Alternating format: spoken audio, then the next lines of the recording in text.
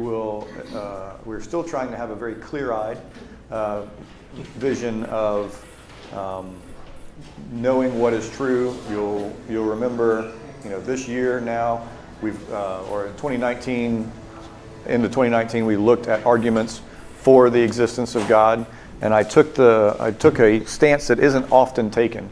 I think or ought to be taken, in my opinion, far more, which is not. Yes, absolutely. We should make good, solid, scientific-based arguments for God, and here they are, because it's certainly an uphill fight. I can see how people would think God doesn't exist. Rather, that the proper way to think, if our arguments over the last 4 or 5 months have been correct, would be, given the evidence that's out there, and given why we believe things, why we think what we think, it's absolutely the case that the default position, or it ought to be the case that the default position is, of course God exists. We would need to see reasons that that's not the case, because everything we know philosophically, everything we know, the best evidence we have philosophically, the best evidence that we have scientifically, the best evidence that we have historically, leads us to the conclusion that God, when I say almost certainly exists, I don't mean 80%.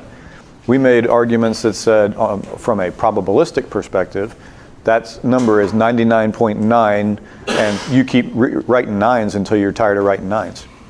That's the quote-unquote proper way to look at things. And that's if we took from very basic, very broadly agreed upon approaches to how do we know anything, and when we say we know something, what is it that we know? Asher brought up a paper to us yesterday, or last week, that asks some good basic questions on when we ask for proof, what do we mean?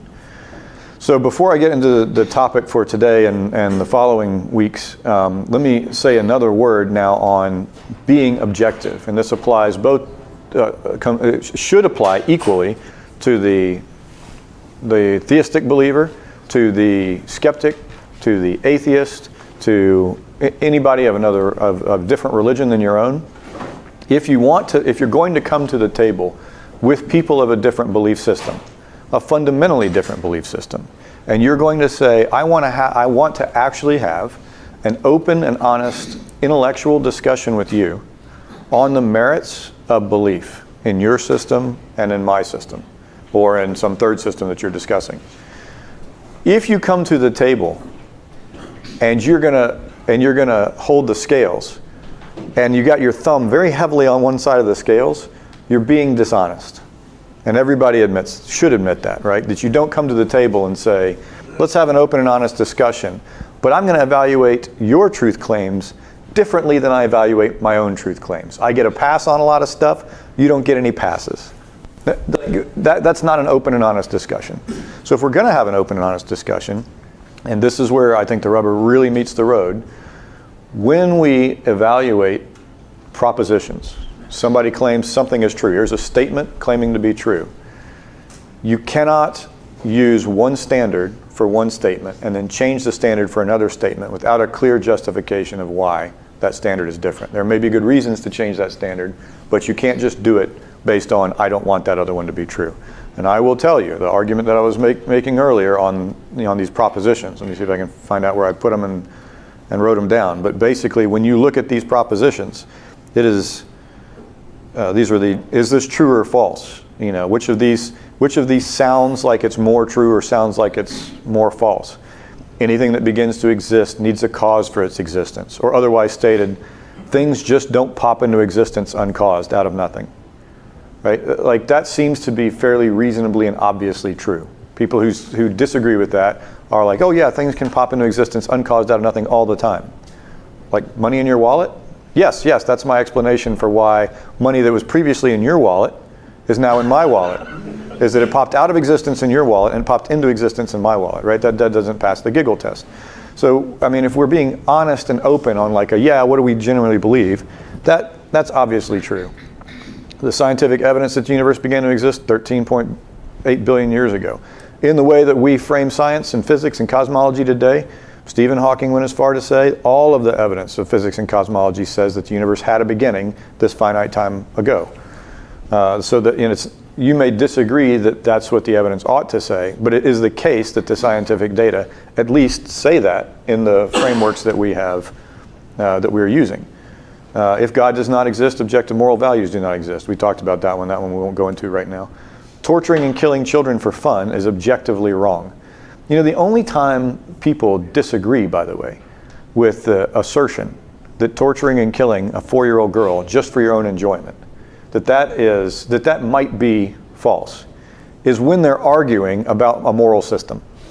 Right? You never see that in real life. You never walk past someone who just starts hacking up this little girl and you're like, hey, truth is subjective. In their world, that's probably fine. Who am I to say? You don't do that. Even the most stridently committed to subjective morality, atheist or agnostic or whatever else, would probably intervene in that case. It's only when they're at the academic table that they disagree with those kinds of statements. And if it's not about killing children, then it is about stealing money. Right? Okay, yeah, maybe torturing and killing 4-year-old girls, maybe, who's to say that's wrong? That's great. By the way, while you were talking, I hacked your bank account and took all of your money. Hey, that's wrong. Which is it? Is nothing wrong, or is that at least wrong? So what standard are you using to measure? If you're going to measure whether somebody does wrong to you, you also have to use that measurement and vice versa. We can go on, but we've been over this kind of stuff. So I say this now because what we're going to do is at least look at some arguments or some species of argument against the existence of God. Because all we've done up to this point is really two things. One, how do we answer questions fairly? And then what important questions do we want to ask? And then we made arguments for God. Let's make arguments against God and see how they hold up to arguments for God. So the problem with looking for arguments against God is they really only come in two species. One of them are the ones that are very, very easily dismissible because they are obviously fallacious. So I'll give you an example of that, not because these ought to be good arguments for God, but because they're frequently used. So an example would be this. There are billions of people in the world. There are hundreds of different religions at a minimum, maybe more than hundreds, maybe thousands of different religions or variations of religions out there. The fact that all these variations are out there is notable, very important. And so something like this, you're a Christian or you're a Jew because of where you were born. If you were born in Israel, or you were born in the right borough of New York, or you were born in Atlanta, Georgia, or you were born in Franklin, Tennessee, you're more likely to be a Jew or a Christian than if you were born in Mumbai. If you were born in Mumbai, you'd be a Hindu, just as fervently as you are a Christian today. And initially, on the internet and everywhere else, that's okay, yeah, that sounds good. But this is where thinking about logic is important. If we agree that we need to be logical, then we have agreed that any good argument, and to the question of proof, what is proof? Proof would basically be this: evidence that meets the standard that you claim you hold for believing something is true. So you have to set the standard first. In order for me to believe that cancer medicine works, I need to be shown X. Someone comes up and says, here's evidence, here's data that says cancer medicine meets the standard X, and then you should say, that proves it to me. That's the idea. So proof is that kind of set of goalposts. It's like football goalposts. You can put them anywhere you want, but once you set them in place, you don't get to move them and call it a fair game. So you get to set the goalposts of proof, but it's important to set the goalposts of proof somewhere that's fair. And what I mean by fair is this. You can't say when we're talking about medical truths, or when we're talking about our beliefs about laws, or when we're talking about our beliefs about human interaction, the goalposts go here. But when we talk about our beliefs about God, I'm going to pick up the goalposts and I'm going to move them down here. Nope. The standard that you have for evidence and argument and rationality have to be the same for your belief in medicine all the way to your belief in God. Otherwise you're being unfair, right? So to the person who says, I forgot what was the example I brought up. What were we talking? Multiple religions. Thank you. Multiple religions. This is like an obvious logical fallacy. It's called the genetic fallacy. The genetic fallacy says because I can show how somebody came to a belief, that belief is therefore false. So it may be the case that somebody read in a pamphlet, misread in a pamphlet about flat earth theory, that the earth is actually round. And so what they say is, I read a pamphlet on flat earth theory by a flat earth theorist, and that, so for that reason I believe that the world is round. And you go back and you say, well, that wasn't what they were saying in there at all. I mean, you got that completely wrong. They still accidentally believed the truth. So the fact that something is true does not depend on how somebody comes to know it. So it is not the case that because you're born in India, you would be a Hindu, therefore means that there does not exist the Judeo-Christian God. That is not a logical, valid form of argumentation. It commits a known fallacy. So I bring that up to say there's a whole species of these arguments that are out there that rapidly fall to the criticism of that's just not logically valid thinking. It's the equivalent to saying 2 + 2 = 5. We have not added correctly. Okay, it may be the case that 2 is true. It may be the case that 2 is true. It may be the case that 5 is true. But the form 2 + 2 = 5 is invalid. And so you can't trust the conclusion based on your belief in the premises. Could you say it another way, that that's when hope moves to certainty? Yeah, I mean, you can, but that again is, to me, just a way of saying we're moving the goalposts. Keep the goalposts in the same spot. I mean, I have hope that the Redskins will win, but I have very little certainty of that. Yeah, well, that's not the genetic fallacy. The genetic fallacy says, at some point in time, the hope that I have will move to certainty when I have proof by my standard that that is so. Yeah, yes. It seems to me that what you want to do, though, if you really want to come to the table with somebody else that believes differently than you, is that you want to leave your hopes behind you. And you only come to the table with evidence and logical argumentation. We have to start with hope. I don't think so. I think you start, remember what we said we started with. What did we say we want to start with? We don't start with hope. What do we start with? What were our fundamental building blocks of what we think and believe? Properly basic beliefs, okay? These are things that we are rational to believe that are true that we may not have any evidence for. Truths like I exist. Truths like there is an external world out there. Truths like my mom and dad are who they say they are. Truths like the Redskins are a good team, although you may encounter a defeater to that relatively quickly. Right? You turn on the TV and here's some data come in and you say, I had a properly basic belief that the Redskins are the greatest team of all time. I mean, I heard that from my dad. I heard that from my friends. They're the greatest thing ever. I turned on the television and there's some evidence on the television that seems to contradict my belief that the Redskins are the greatest team of all time. So I've encountered a defeater. So you started with a hopeful proposition. No, you started with which is transferred into evidence. Why is it hopeful? You got to start somewhere. Yes, but that's Otherwise you're just seeking evidence and you're not postulating anything. But that's a properly basic belief. It's got nothing to do with hope. I didn't say I hope the Redskins are any good. I said I believe the Redskins are the best team of all time because I've been told that. All right? That's nothing to do with hope. Nothing to do with hope. Unless you turn around and say, I believe the Redskins are the greatest team of all time, and I also hope that it's the case because if the Redskins were the greatest team of all time, then I would be part of the fan club of the greatest team of all time.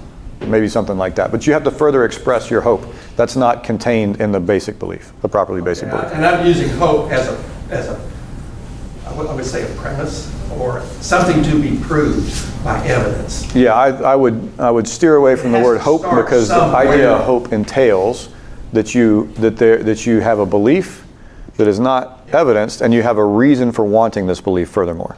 So hope. I wouldn't even go as far as to say it's a belief. No, I would agree with that, but you're missing the point. It's a belief plus something. The plus something is this. I want that belief to be true for some other reason, right? So nobody hopes. So I go looking for evidence to substantiate that. Yeah, you might do that, but my scientific method, I start out with, I can say a hope, a premise. Yes. And I go about proving. I'm looking for evidence to prove it. Yeah, but that's also equivalently true of properly basic beliefs.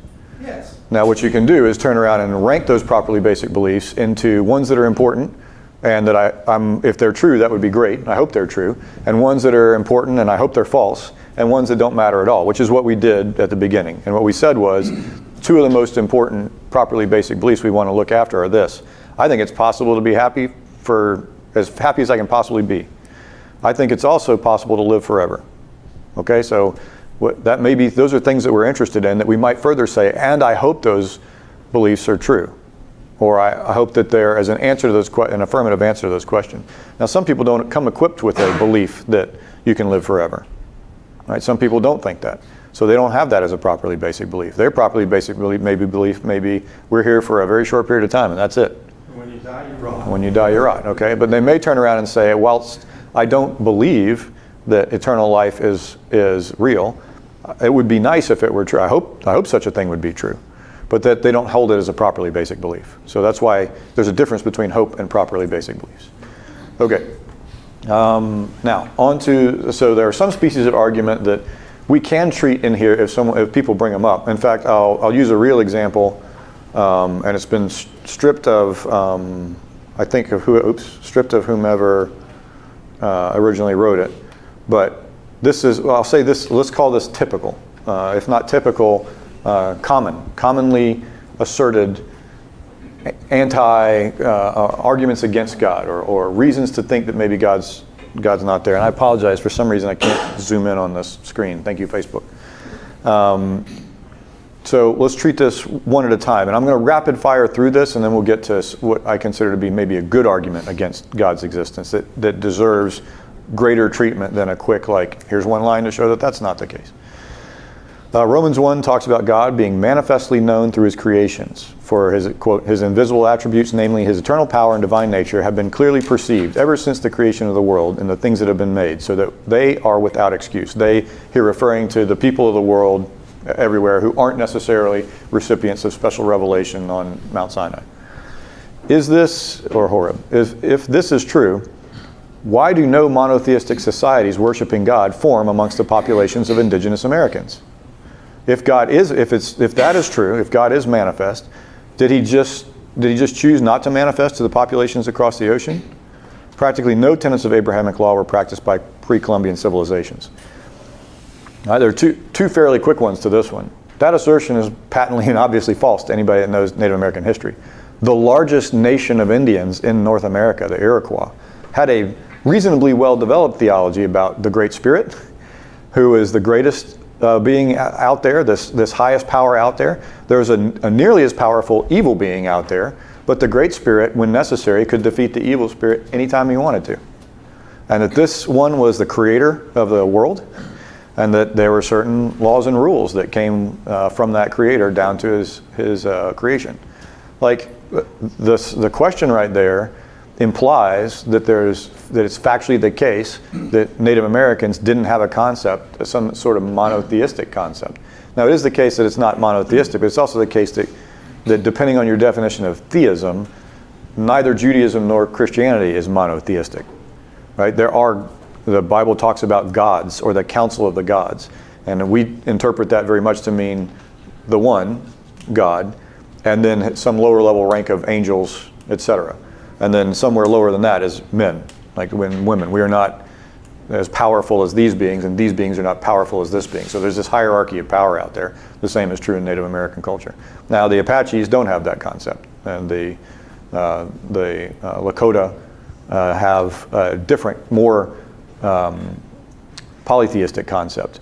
But the idea is to say that this statement is false. The largest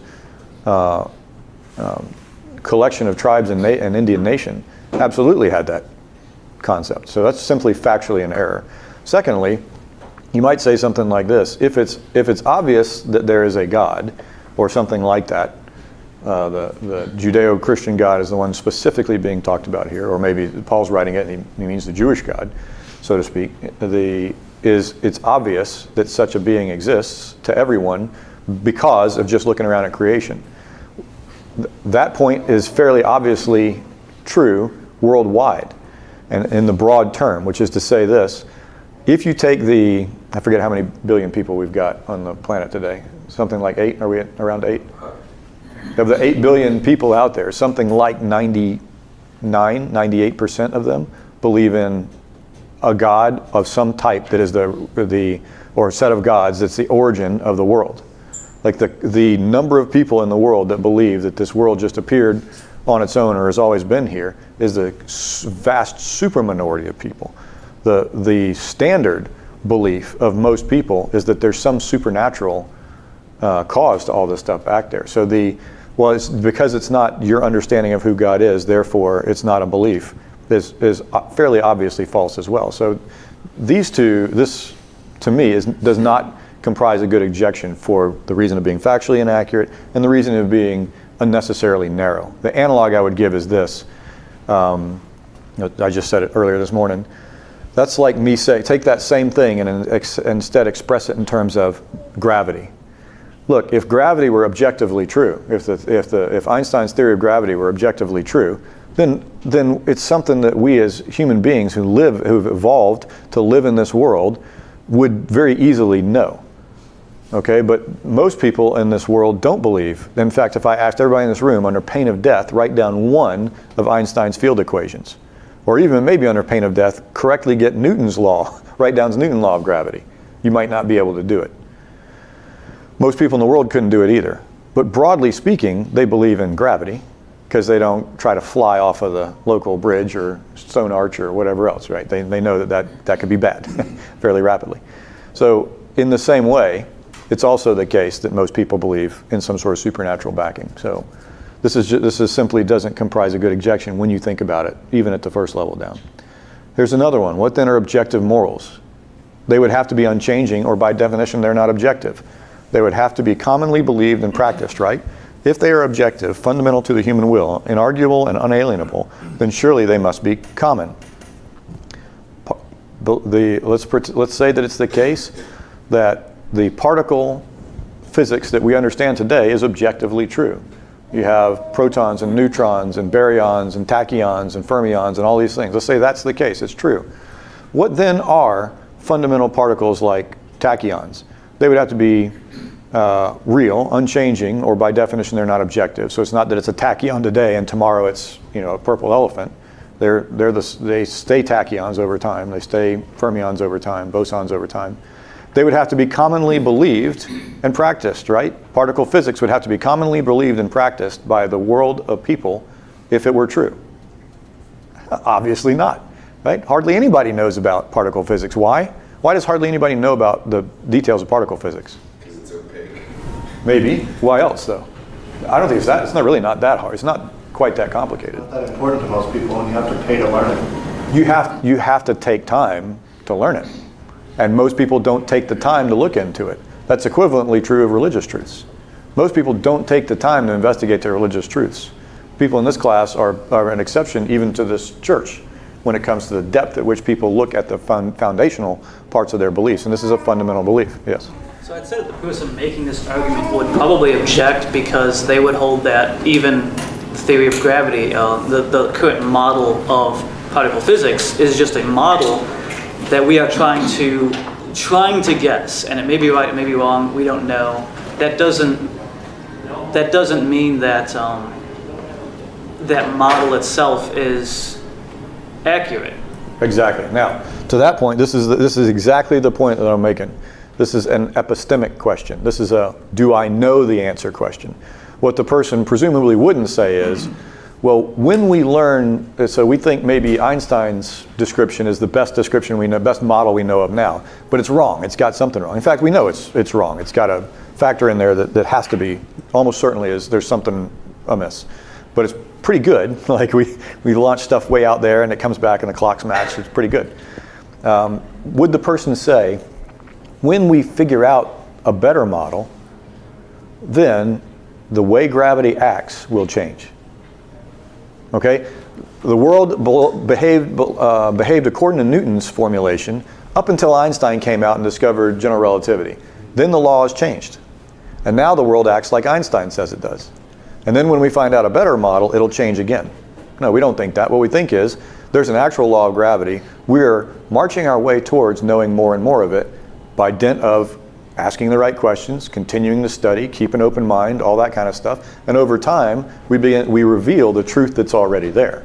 That's also the case in terms of God. The first people who believed in gravity didn't even think about it. Eventually, when we got it, it was fairly simple. And then now it's complex with, space responding to matter and matter behaving according to space, and that's not simple. Maybe not, but it's a better model, and it takes more study to do it. Who's to say that that's not the truth about God? We don't think that the greatest being that out there, possibly conceivable, that created everything that you see here, at least by what we're saying, that being doesn't have some depth to him, right? It's probably the case that you may not get him in the first Polaroid mental shot that you take of it. So to that point, I would reply as I did. He then moves on to a list of many great atrocities committed by civilizations as evidence people do not have objective morals written on their hearts. That's like saying that moving to a list of a great many people who've fallen to their death or had things drop on them means that they don't believe in gravity. It just simply doesn't follow. It's not an argument. Regarding God's judgment of unreached people groups, what are your thoughts? Okay. Yes, sir. Please. Yeah. Sorry, I was going too fast. So, objective morality. One thing that I've had discussed on this is the difference between individual morality and collective morality, and not so much as a society, but as a person in a collective. So the idea was, it's still practiced today, where if you had too many babies of a certain sex, mostly women, females, then you'd leave them on a hill, right? Or if they were disabled in some way, right? And so the idea is that the collective morality that says it's better for the society to, this mouth that's gonna whatever. And yeah, we won't do that today. Now you'd say individually, anyway, so I wanted to bring that up. So that in the past, there was more of a focus on the group, the collective that you're in, and being moral within that group versus being moral as an individual.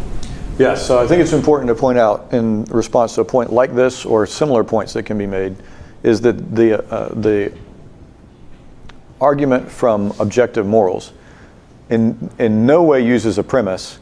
People have always believed this premise, or a majority of people believe this premise, or in terms of collective morals, this premise would be true. The premise is objective moral values exist, period, full stop. And you say, well, what do you mean by objective moral values? And what we say is, an objective moral value is a moral value that exists whether anybody believes in it or not. Okay, so if that's the definition, when the question comes up of, well, collectively the Greeks used to leave, Spartans would leave weak babies on, pitch them over the cliff. That in no way affects the question of that in fact is answered by. Even if the Spartans conquered the whole world and they thought tossing weak babies off a cliff was good, they would still be wrong about that. That's what an objective moral would be. Now you can argue that, okay, well, I don't believe such a thing exists. All right, maybe such a thing doesn't exist. But the premise says it does exist, and so if that premise is true, then it's the case that God exists. Now how would I argue to somebody else that objective morals exist when they say things like this?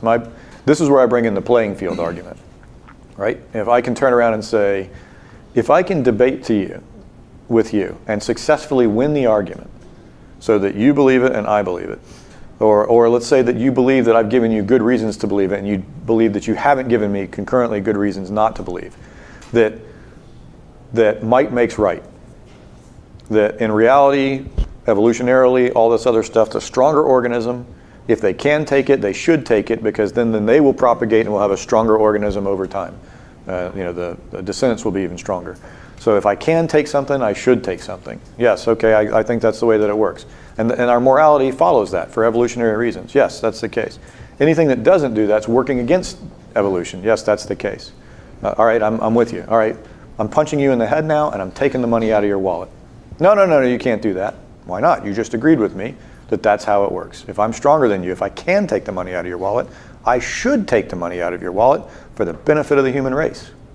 Okay, and then the person says, well, I don't mean me particularly. All right, well, that's special pleading. I think that, I don't have a good argument for you, but I disagree with you. Again, now you're being irrational.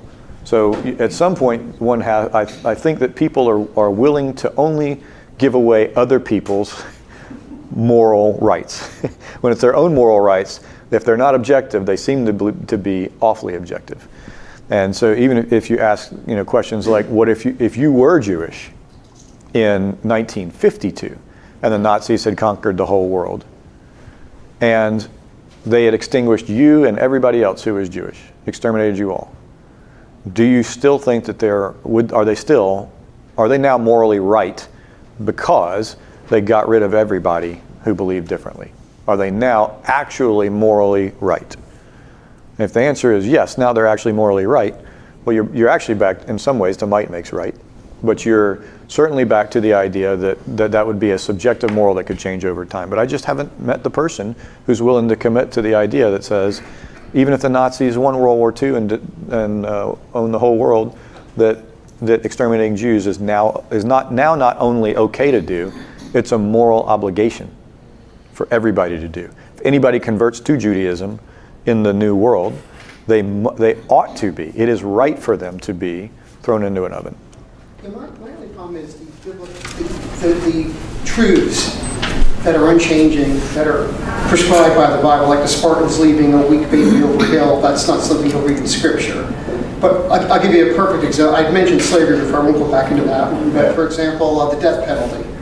The Bible clearly prescribes the death penalty. Yes. Today, a lot of people will say the death penalty is immoral.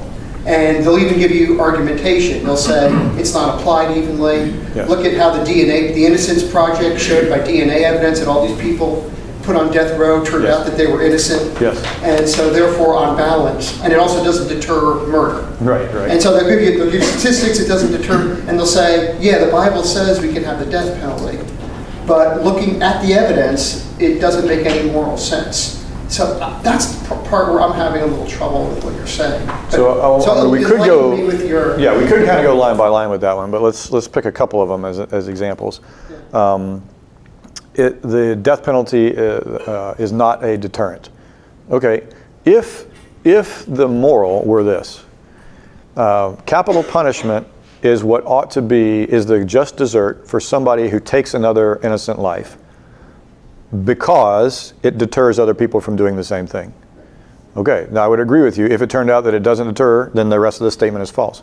But that's not the reason that it's wrong.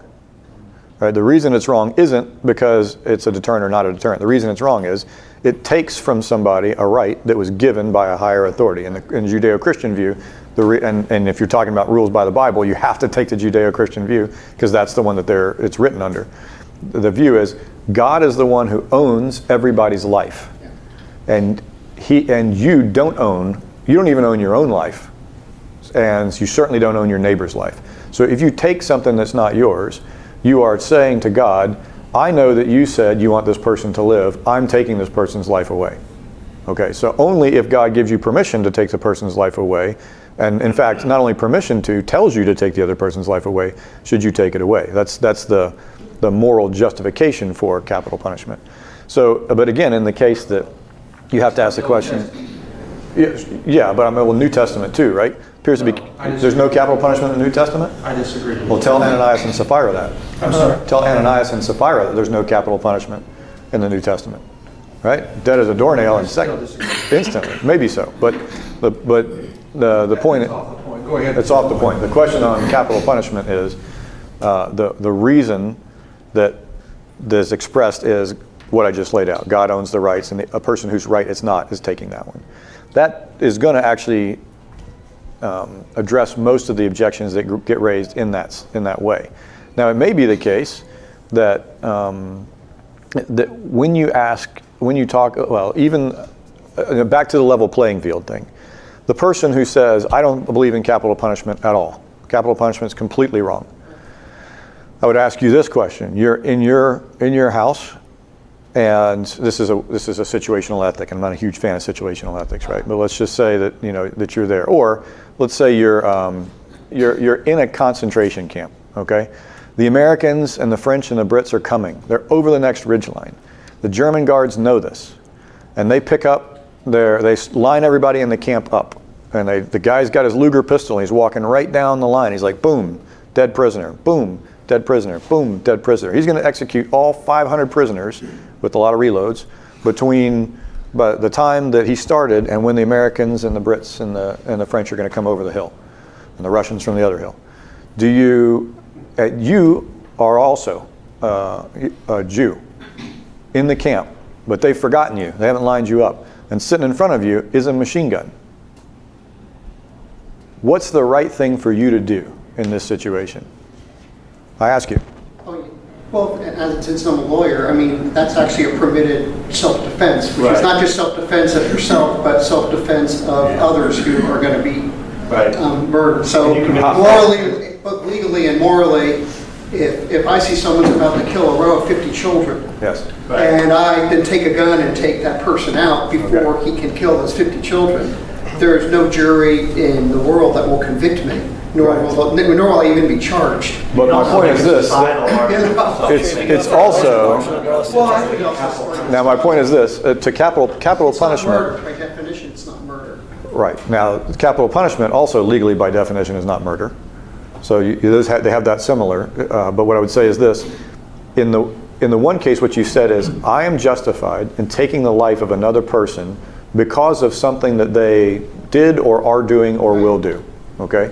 So if the justification for capital punishment is this, I've got a 3-time murderer, they're probably going to kill somebody in prison, I don't have the facilities to keep everybody in solitary, so I'm going to kill this person. You'll see that the moral justification there are very similar. One of them was very imminent, but the other ones, what's the time factor in which you turn around and say, well, after 27 hours, it no longer becomes a moral imperative. You're comparing apples to oranges here. I'm trying to compare apples to apples, is the idea. Well, you're not, because you're comparing somebody with a loaded gun about to go after people who's been doing it Yes. versus, yes, okay, Somebody who's a small demonstrated- percent in prison might end up dead, something that's a lower, much lower probability. No, what I mean, remember the thing that I set up. Let's use the guy who spent longer in solitary confinement than any human being that we know, and it's because he killed like 3 people in prison, including a guard, with his bare hands in some cases. Well, then he would be in solitary probably permanently. Yeah, and I just said we don't have the facility to put everybody in solitary. So if that was the case, and your justification, so I'm trying to conscript a world where the restrictions on both of them actually turn out to be identical, just in different time frames. Now, I don't think that that's a great argument because it takes a lot of bending over backwards. What I do think is this: it causes you to ask the question, why is it okay for you to shoot the German guard? Why is it even if he's guarding you and he's got you in prison, so if you don't think that that's something he ought to be killed for, but he's about to kill somebody else, why is it okay for you to kill him all of a sudden? It wasn't before, now it's okay for you to kill him. Why is it morally? Because I'm saving lives. So saving lives is somehow, and what do you mean by saving lives? Like all those Jews are going to die, eventually. So you're not saving their life, you're just prolonging If it. the Americans are marching over the hill and I can knock this guy out, I'm probably saving them. No, but they're going to die in 80 years. Well, yeah. So what do you mean? Me too. Right, but my point is you're not saving their lives. You didn't save their lives. They die anyway. You just let them live a little I longer. delayed the inevitable. Yes, right, okay. But I'm getting your position is basically being God dictates when God. Well, hold on, dictates life. I'm not done with the point. So Lot's wife is the one that. Yeah, but hang on, let's one problem at a time. Okay. So you've extended their life, it's okay for you to kill them to extend life. Now, why is that the case? Well, if you're trying to pin me down on that, I do believe there are absolute moral values. I do believe there are absolute moral values. I just think that there are some values that are set forth in the Judeo-Christian tradition. I'm not asking you that. I'm asking you a very specific question. Okay, My well, very specific question to you is, I have my trial lawyer here, by the way. I know. Why is it okay for He's going to help me you? if I need it. Fair enough. I think he's his trial lawyer. Why is it, then I'll just have to say overruled a lot. Yeah. Why is it okay for you to kill somebody else, to extend somebody else's life? You still gotta believe at this point. Yeah. So what I'll say is, we could run down this rabbit hole, probably the whole class, but it basically turns into this. As you continue to answer the questions of why you think it's okay for you to take the other person's life, you're going to hit bedrock eventually when you turn out and you say this. The Nazi left innocence and stepped into guilt. Yes. A guilt of a certain grade. Now that grade sometimes is about to kill somebody else. That grade sometimes is kidnap somebody. Remember, kidnapping was a capital crime for some people, right? There may be different things that we say, but at least when it came to taking another life, we say that person stepped from an innocent, everybody's got a presumed innocent state. Everybody starts in an innocent state. And you have the right to not be killed by another human being until you step out of that innocent state into a guilty state that somebody has turned around and said, that's a reason to take that life. Now, who makes the rules about whether that happens? I agree with you. If it's just society making the rules, we're back to subjective morals. And for safety's sake, we probably ought to not go around killing other people, because that's fairly permanent. If the reason for that is those rights don't belong to the individual, those rights belong to the higher power that gave it to them, then it becomes brain dead simple of why, if the higher power says, I'll tell you the rule, and it seems fairly fair, right? He didn't say capital punishment, if you take somebody else's ox, kill the guy. The capital punishment was if you take another life, take that person's life. Maybe it has a deterrent effect, maybe it doesn't, but the point wasn't deterrent effect, the point was this is a rebellion against the authority of God, and that kind of rebellion needs to be terminated and stopped as quickly as possible. If the stories in the Bible are true, why would God be relatively strict about these kinds of things? You know, remember the first murder? What was God's sentence on the first murder? Nobody can kill him. Yeah, nobody else killed Cain. Yeah. It wasn't like, all right, well, you took your brother's life, I'm going to take your life now. So if he goes the merciful route, what does the world turn into? I mean, it was no time flat until we're into a world where it says, if you believe, this is a story in the Bible, that the world was filled with violence, that the first inclination of everybody's heart was to be violent. And so you can imagine if God wipes out the whole world and he's like, this isn't the way it was. But you can imagine if you were in charge, you might be something like this. Perhaps we should have stricter rules so that we can cut this kind of violent stuff off earlier. And everybody looking around ought to look back, if you believe that story, and we're like, hey, if we didn't have any rules, it got really ugly really fast. Let's have some rules so that it doesn't get to that state again. Now you're starting to make a little bit of sense. Now, that's, again, not a good argument. But I would say that when we dig all the way down, what you'll find is who owns the rights? Everything is about rights and violations of rights. Justice is about rights and violations of rights. Who owns the rights? If you own the rights, subjectivism will rule. Because whoever's the most powerful now gets to say that their rights, if they want to, are superior to the rights of others. Nobility, aristocracy, all that stuff that happens. That's only God, right, so only God determines when we can take another life. Terrific. Now you've just made an argument for objective morality, and I'll buy your argument. Thank you for that. Okay, so the adulteress in the Old Testament, we got stoned her to death. Yeah, so the question is, and a couple views on this one, right? If God told Moses, adulteresses die, is he wrong to do so? If God owns her life, So we should be doing that now. well, if God gives that command, Well, he did. if God gives that command, well, he gave that command to the Jewish nation at a particular point in time, and so if you want to make the time argument, you can. If you want to make the person argument, you That's can. only Okay. true of He the also city, though. superseded that too. I'm just Christ saying. superseded that wrong. Well, did he? Yes. He didn't turn around and say committing adultery is no longer wrong. What did he say? He said if you lust in your heart. Go home and sin. He said, if you have no sin. He said. Yeah, and he also made a comment about divorce too. And he Yeah, said- well, let me he said, add "You made that the law specific satisfy story we're talking about, which, by the way, was not in the earliest manuscripts, and I'm not saying it ought not be in the Bible. I'm just saying hold it with a little less certainty than you do some of the other sayings of Jesus. But even in that one, what he didn't say was, no, I'm telling you, there's a new command, adultery is not a capital crime. What he said was, he seemed to imply like, yeah, in fact he did. He said, cast the first stone. But what he said was, you who are without sin, cast the first stone. So, and that's the idea is this: if you're trying to build a pure, holy Jewish state, and by the way, the only reason for stoning an adulterer or an adulteress is about maintaining the purity of this thing that you're in. What he says is, I'm going to reinterpret a little bit. This is the new not so living translation. Okay, you want to keep it pure? By all means, kill her. As long as you're willing for them to turn around and throw rocks at you if you've kept the nation impure. And nobody's going to pick up a rock in that case because it turns into a rocks for everyone fight very quickly. Okay. Yes, sir. I had a bit of a tangent. Am I morally justified, not legally, but morally justified to go into a Planned Parenthood building and kill a doctor that's about to kill 500 babies, similar to your example? Right. So what I would say is, if what you're going to do is stop in the analysis halfway between hitting bedrock, and what you say is, all right, Imminent threat is a reason to stop. I think it's objectively the case that babies, either after conception, let's take it all the way, this clinic does partial birth abortion, so it's like halfway born and then they're killing the baby. And so this is a partial birth abortion only clinic. All they do is have babies and kill them halfway out.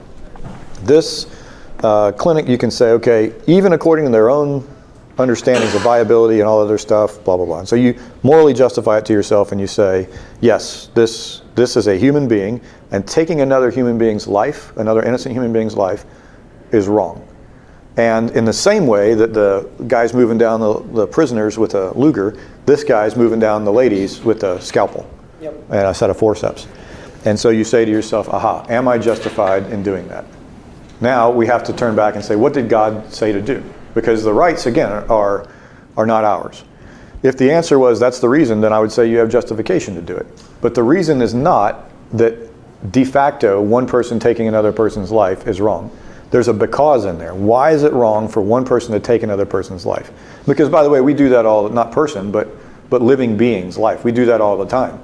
Even if you're a vegan, you do that all the time, right? You took this plant's life so that because you were hungry, so that you can continue to flourish. If it's the case that and cows and deer and whatever you eat, you take those lives for yourself. So if taking life is wrong, period, then eating plants is wrong, period. If taking animal life is wrong, period. If taking human life is wrong, period. But why are we being speciesist about it? And the PETA guys would probably make some of these arguments sometimes. There's a because in there for the Christian and the Jew and the Muslim and the religious person. The because is God says don't do X. So now you're into a conundrum. The conundrum is, does the Bible say follow the authorities and their laws, and then what do you do in your own? And what I would say is that, so the reason that I don't go, so by the way, this is an initially appealing argument to me. I'm like, okay, I volunteered to be a soldier so I could go fight people that want to kill us. I got people in the States that are killing people already in the States. What's the moral difference for me? The moral difference for me is I am going off of biblical injunctions to obey the authority. And it's my belief that God will hold responsible our governance, the people in our government, for the laws that we have. And we hold us responsible for that too. Do it for the Nazis. Let's just wait for eventually the German government to get better and actually just put all these Nazis in jail. Yeah, absolutely. I get the point. So let me finish this side and I'll port it over to Nazi Germany. In America, if what you're saying is, so the model of the Jewish nation and the model of the Christian nation, so to speak, the kingdom of God, which, by the way, is the Jewish nation, the people that believe that Jesus is Messiah. Should be same. That was the debate in the early part of the church. If what you got is this kingdom, what it should be the case is in Christian practices. So here's this little enclave of kingdom people. These are Christians living in community. The law permits you to do abortions, and Christian doctors absolutely do not do abortions. And people who are not Christians come into the Christian doctor's practice and say, I want an abortion. And the Christian doctor says, I'm not going to perform an abortion on you. And Christians who are in there who could go out and get an abortion don't do that because even though it's legal and available to them, they think it's morally wrong. And so they stay in this enclave. In the same way that the Jewish nation was an enclave in the Middle East that lived by a certain set of rules. It wasn't, the Babylonians next door to them may be doing horrific things, but it wasn't their duty to go out and stomp the Babylonians. At some point, God raises one nation against another and says, I'm giving you X amount of time, nation, and then I'm going to send in the other nation to come stomp you, not because they're good, they'll get stomped in their own time, that kind of thing. And who knows that we're not in that cycle here in the United States, right? So it's possible. That's kind of why I asked at the beginning, like, just on moral grounds, not on legal grounds or PR grounds, because clearly there's lots of reasons why not go do that, but just in a strict moral sense, just as far as your moral duty to God and respect the rights, everything you were talking about 10 minutes ago. Yes. Is that okay or not? I'm not saying we're going to go do it. Yeah, what I would say is, in my interpretation, who would criticize me and be like, that guy killed that doctor that already murdered 1 million people and was about to murder 500 more today? Right.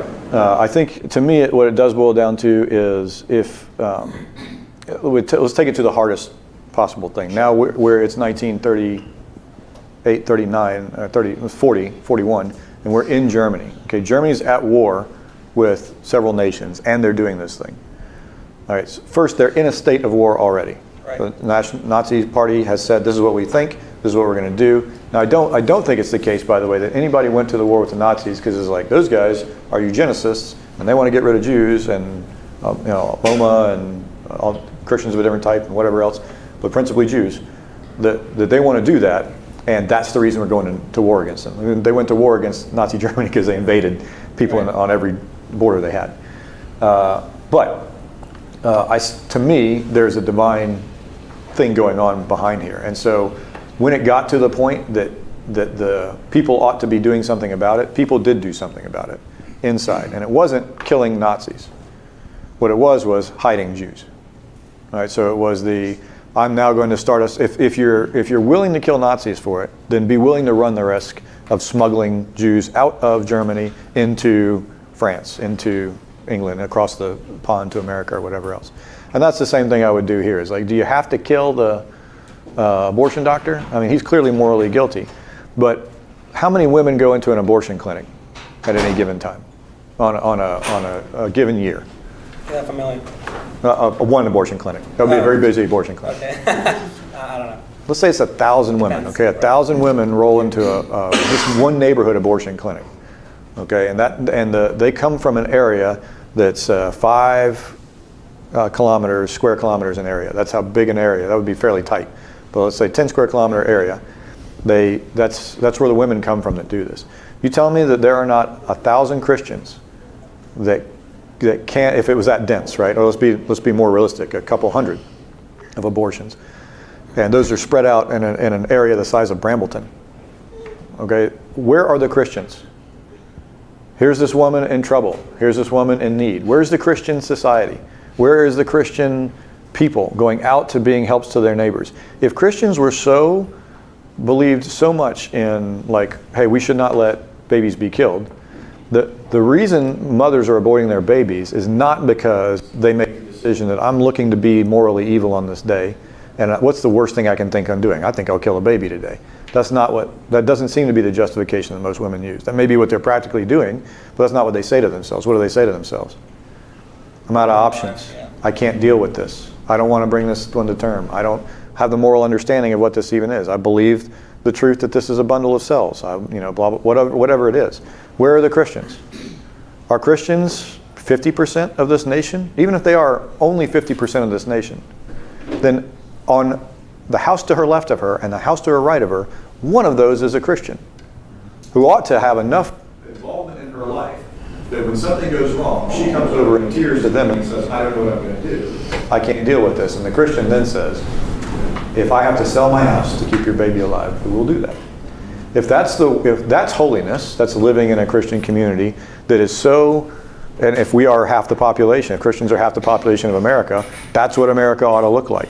It's a bunch of people out there who, the second they get into trouble, go to the super nice, super loving people who will literally give you the shirt off of their back, and they'll never have to say anything like, I didn't know it was morally wrong, because they see the moral excellence around them, and they never have to say, I can't deal with it, because they see people who are dumping their treasure on the floor to help the people out next to them. The fact, and this, I'm off my soapbox after this statement, the fact that we're killing babies in America is an indictment of the lack of effort and holiness on behalf of the Christians that are in America. People who call themselves Christians are in America. Now, if you pare that number down to the, real Christians, and real Christians are 1% of the population, now you've got an explanation of it. But then you're back into does God allow, what if there are 10 righteous people? What if there are 3? That kind of thing. But I still kind of feel like if you went down the rabbit hole with Rob about being able to actually kill Nazi officers, sure, maybe there was a better way to go about freeing the Jews. Like, who knows that? But the fact is that regardless of that being true or not, now that you're at that point, yes, you were still justified to kill those Nazi officers. But you're at war. You're at war there. Right. But in this case, I guess the question is like, can I get a yes or no answer? Like, am I morally justified to go do this if I'm about to see it happen, whether there are better reasons or not? I feel like if it depends on other reasons, then I'm going to follow my master's example, and I'll answer your question with a question. Of course. Do you, who owns the right to that baby's life? Well, God. Okay, what did God say to do in this case? not kill the baby first, but Okay, what do you say to you in this case? I'm not sure where you're going with this. It doesn't matter, because I'm asking a series of diagnostic I mean, questions. like, don't let the baby be killed, right? Or Okay. just protect the baby. Okay, so then how do you do that? Sure, like, I understand there are better ways to go about it. Okay, and so if there's a better way to go about, so to the, now we're back to our Jewish guy with Right, the there might be a machine gun. Better way to go about it, right? And if he could just as easily thump the guy in the head as shoot him in the head, Right. Okay. then if you love the guard, which you're supposed to do, you know, even though he's killing you and your family, Right. but if you love the guard, you thump him in the head before you shoot him in the head. Right, Okay? So I'll leave Let's that. be devil's advocate. I'll leave the following series of questions to you. So, this class took a really dark turn in the last like 30 Yes, it minutes, did, right? So didn't you it? just made the point, basically, like, hey, pro-life means not just being pro-birth, right? And then I think it's kind of timely discussing the whole imminent threat thing in light of recent events. Going back, though, to the basis of objective moral truth, right? The point being, it can't be based on consensus. So there's one of two, like when we're arguing this or when we're thinking about it and discussing it, there's one of two ways objective moral truths come about. Either they come from God, an outside entity, to us, right? They come external to us, or they emerge.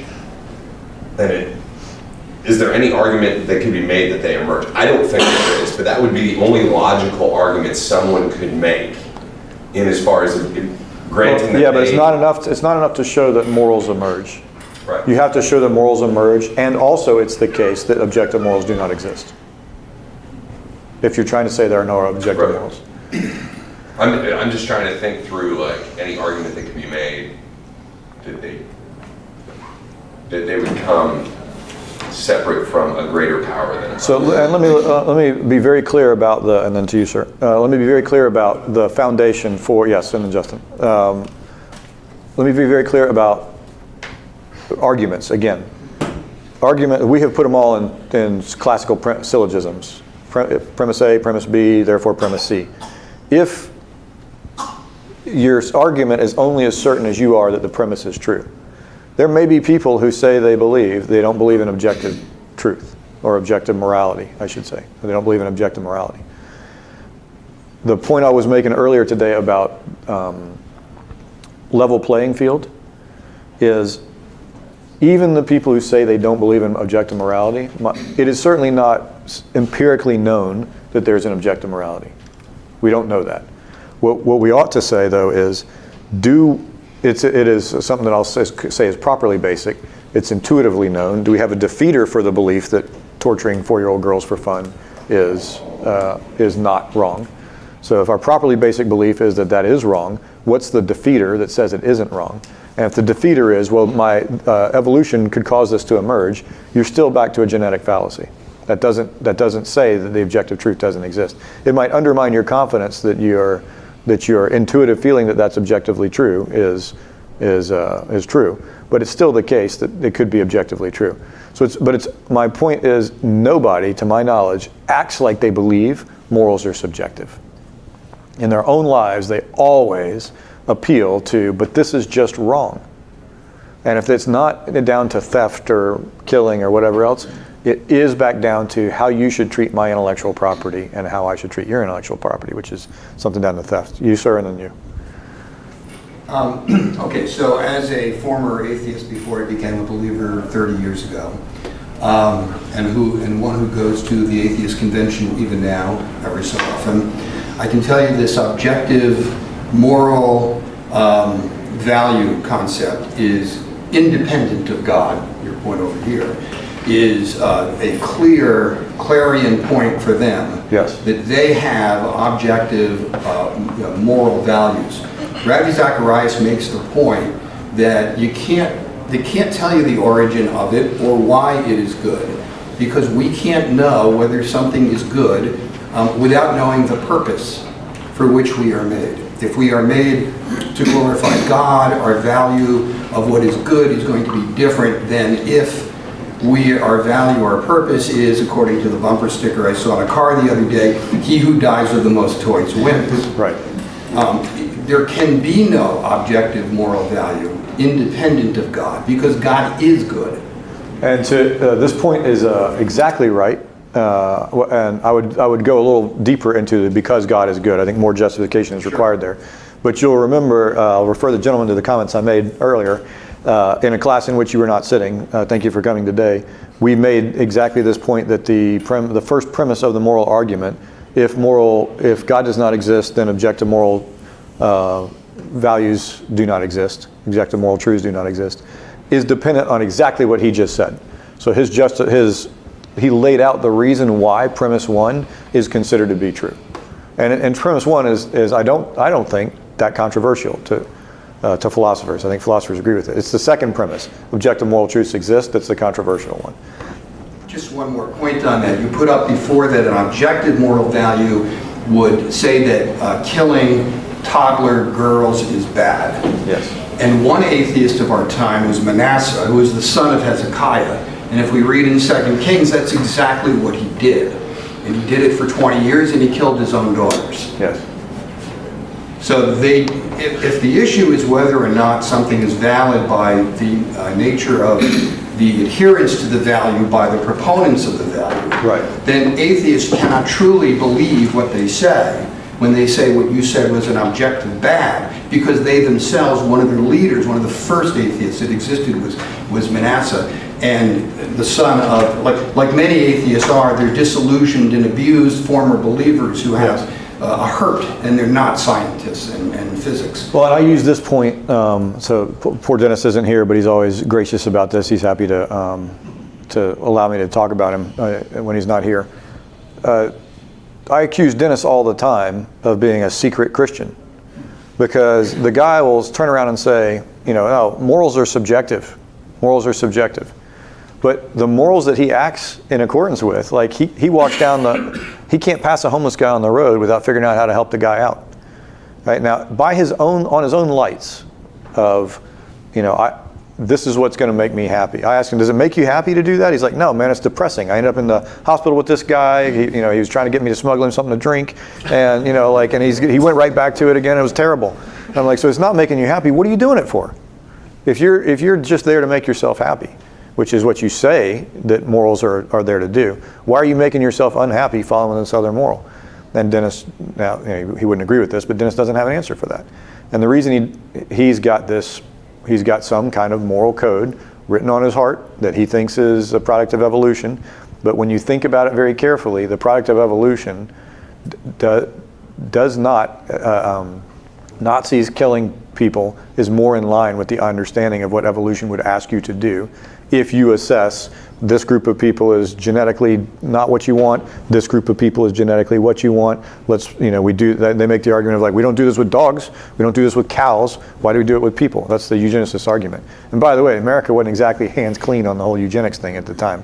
They got the gas chamber idea from us. So, I've been waiting for yes, like 8 sorry, people. go ahead, fire away. This side of the room sucks. So, a lot of your arguments, you have to wind around a whole bunch of times because of the whole individual morals. And I would argue that the Old Testament is collective morals. You seem to imply that all collective morals are bad. And I would say that that's not true. And not only would I say that's a product of the Enlightenment. And go back 400 or 500 years, and there were lots of Christians who had collective moral views. And Well, I don't think I've ever said all collective morals are bad. When did I say that? When did I even apply that? It seemed that way. No, it's, 'Cause you immediately went to Nazis, and I would say that they're... Nazis are not the only example of collective morals. Sure, I know, I agree. I would agree that there are collective morals, and you can go with your whole don't shoot the abortion doctor is a much easier collective moral argument than it is a individual moral argument, which is society has rules, and we keep things together in order and all this other stuff. Does this clarify it? Not yet. Okay, these are all morals. Everything in there is a moral. Some things under things we call morals are objectively true morals. Okay, let's say that one of those is you should not murder other people for fun. All right, so that's true. collective morals, most collective morals, the vast majority, we're going to call this the generally true collective morals. It is the case that, yeah, you shouldn't murder people for fun, okay? So not murder is something shared by these two systems. Collective morals may turn around and say, yeah, abortion is okay. All right, that's a collective moral that may be true of some people now. You know, that doesn't sit in the objectively true morals, let's say. That it's objectively false that abortion's okay. So some are true and some are false that are collective morals. If they are objectively true morals, none of them can be false. By definition, they can't be false if they actually are objectively true. So I'm not saying all objective morals are, collective morals are bad. I'm saying some collective morals are bad and some are good. It depends on whether they exist in the intersection of those two or they exist outside. But I think a lot of times from almost all of your arguments are from an individualist perspective in that, you know, this situational ethics. But if you're, you know, if you're in a boat and you only have so much food and stuff like that, right? I mean, so there are times, I mean, that's what societies are, right? They are limited resources for a limited time with outside threats and all that other stuff. So No, I disagree with that. That's definitely not what societies are. There's always, that is a closed system. God is in this system. He can literally make stones into bread. He can literally drop, we're out in the middle of nowhere, we got no food to eat. There's nothing we're going to do, we're all going to die. You know what? I'll rain food on you from your head. I'll blow quail in from the sea. I got you covered. No, you can't do, yeah, you can't treat the world like it's a closed system if God's in it. Okay, yes sir. I want to go back to bombing an abortion clinic. Yes. Let's lift us out of the darkness for a second. Negative. Now I'm back into it. Now I've got explosives. Okay. What do you mean? Yeah, Ruben, thanks Yes, a lot. Jesus, you say, well, what does Jesus want me to do? And the answer is, let he who is without sin throw the first stone. Yes. Which would, by necessity, mean that nobody here could bomb an abortion clinic. But what would we, if we saw in the news that some poor Kentucky abortion clinic got bombed, and it was by a Christian who claimed that God came to him in a dream, and he claims that God told him to go ahead and do it. Yes. That he gave him the, Deus Vult, divine imperative. Right.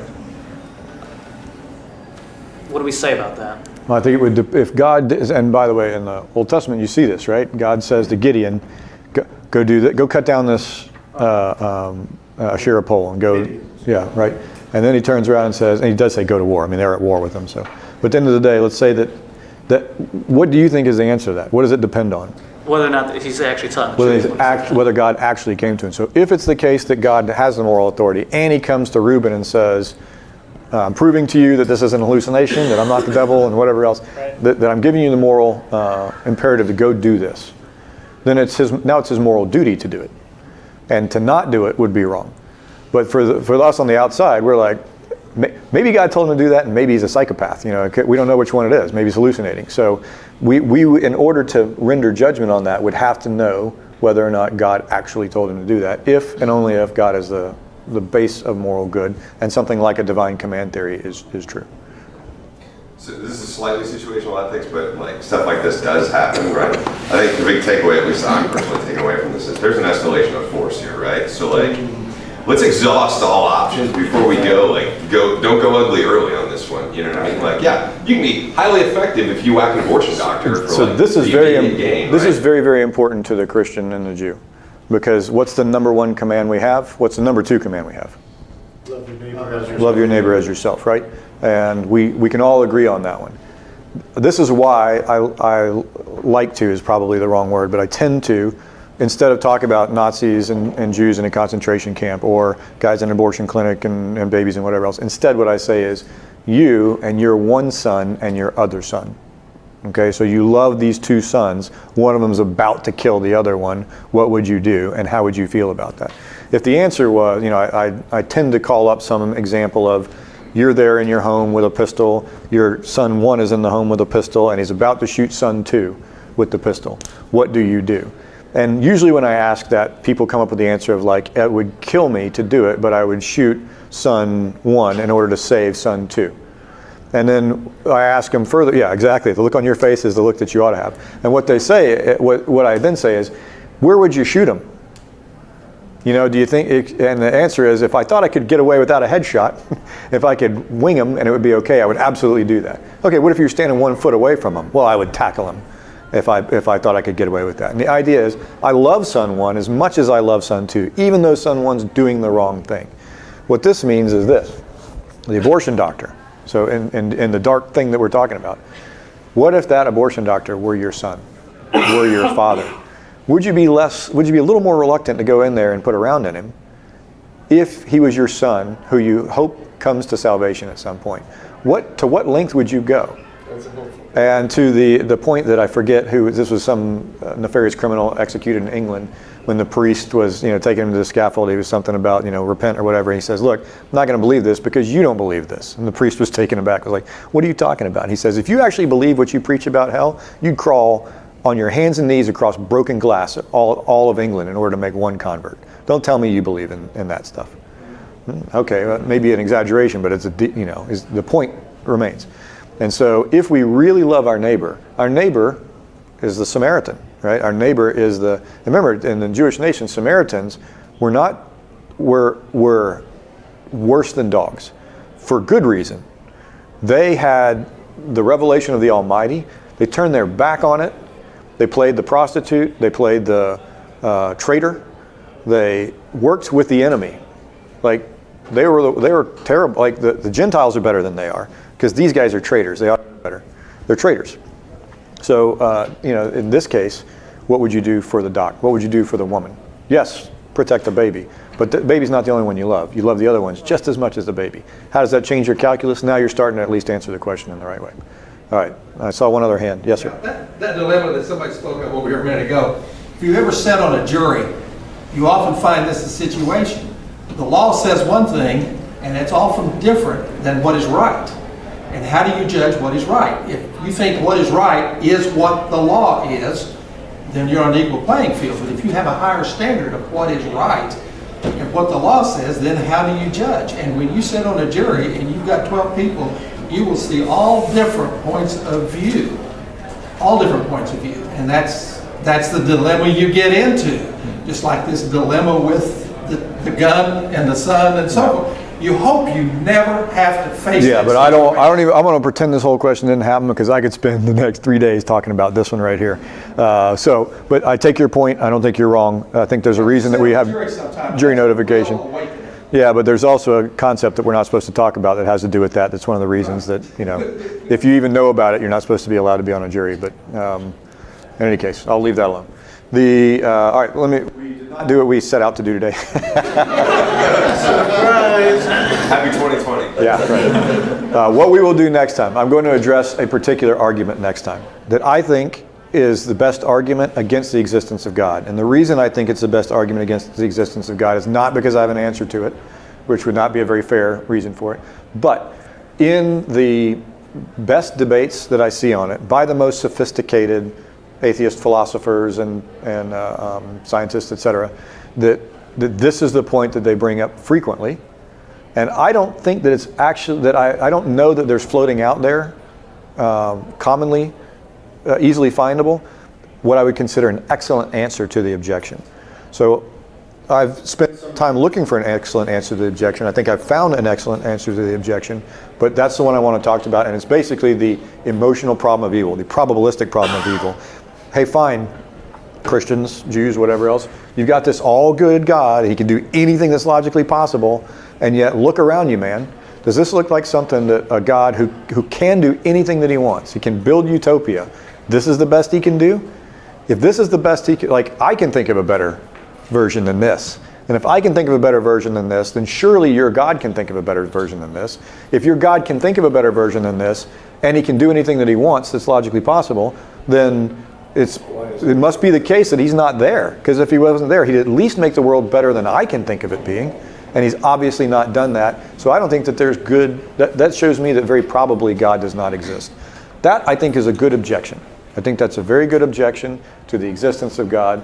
We will address it, and I hope by the end of next time, absent any descent into good moral questions, fleshing it out, that we will have an answer that you're like, okay, yep, nope, I get it. In fact, I'll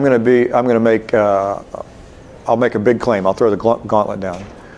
I'm going to make the argument that what you're looking at is the best possible world.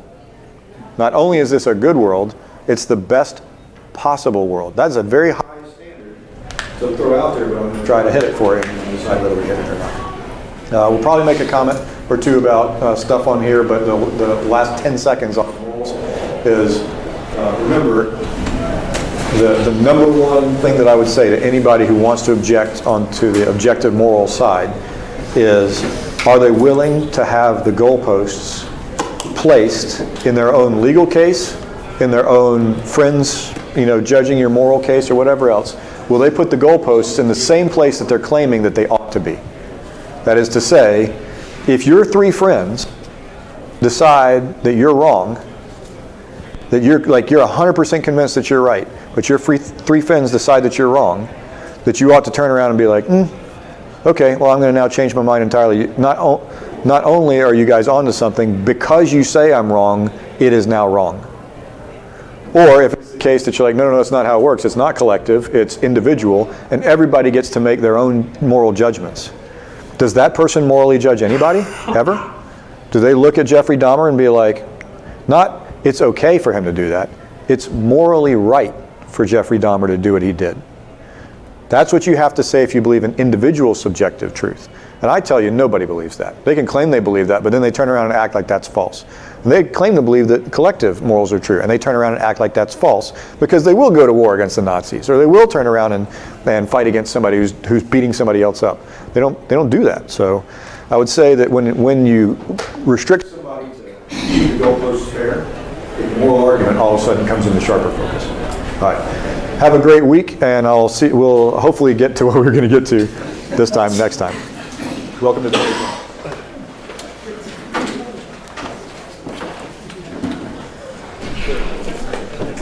Sorry, it's a late show.